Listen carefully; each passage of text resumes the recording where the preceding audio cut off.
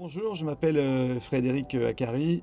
Je suis l'heureux utilisateur et pilote de cette merveilleuse machine. Je suis également pilote de ligne Air France, ancien membre de l'équipe de France de voltige aérienne et surtout passionné d'aviation, comme on peut s'en douter. Passionné de belles mécaniques et passionné d'avions performants. Et c'est vrai qu'on retrouve avec ces avions de collection, et notamment avec le sabre, tous ces aspects de l'aviation. Alors le sabre F-86 c'est une icône.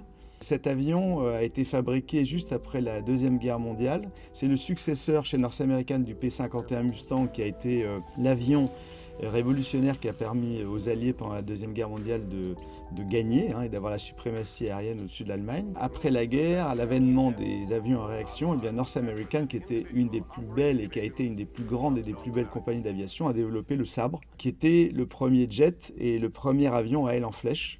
Aile en flèche qui permettait de voler à grande vitesse. Et c'est d'ailleurs les Allemands qui avaient découvert ce concept.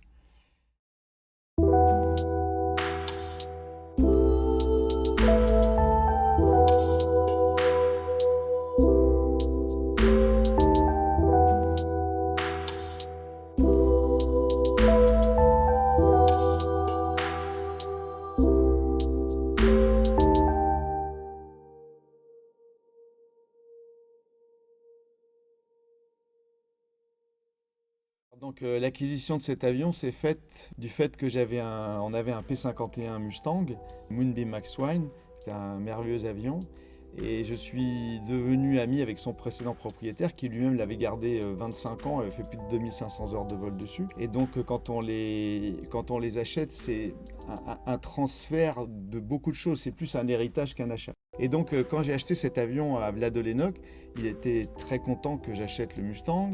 Et on est devenus amis.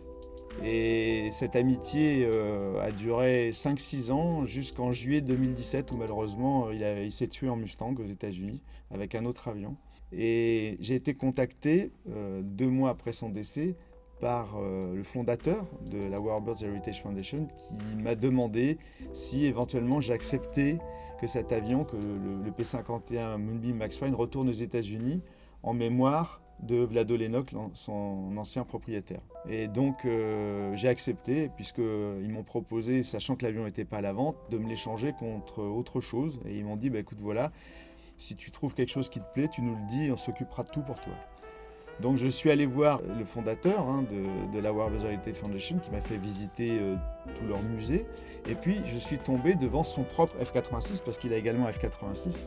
Et c'est un avion dont j'ai toujours rêvé, mais ça me paraissait presque impossible, compliqué, impossible. Et puis en discutant avec lui, il m'a dit mais non, pas du tout, c'est un avion simple, sain, il y a beaucoup de pièces détachées, c'est très fiable, il n'y a aucun problème. Bon, et j'ai fait mon premier vol, et là, ça a été extraordinaire. Oui, ça fera partie de mes plus beaux souvenirs. Et l'avion, je l'ai tout de suite trouvé absolument merveilleux. Et je ne sais pas pourquoi, mais je me suis senti bien dedans, tout de suite.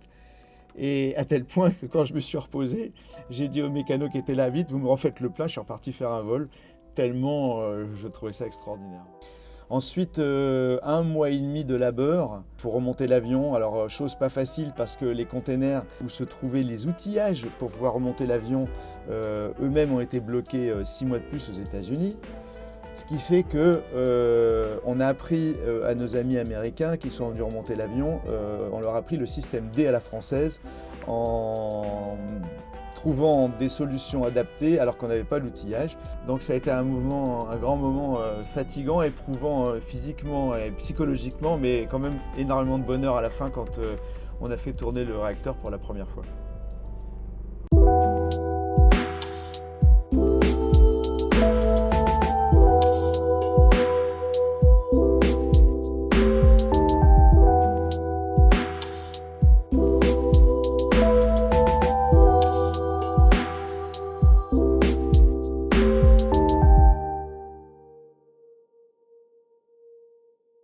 Alors, le premier meeting, oui, ça aussi, ça a été un moment fabuleux parce que j'ai volé avec la patrouille de France et la patrouille de France m'a amené en vol juste avant ma première démo, puisqu'on a fait 2 passages, et puis la patrouille de France a breaké. Moi j'ai breaké et j'ai entamé ma première démonstration solo.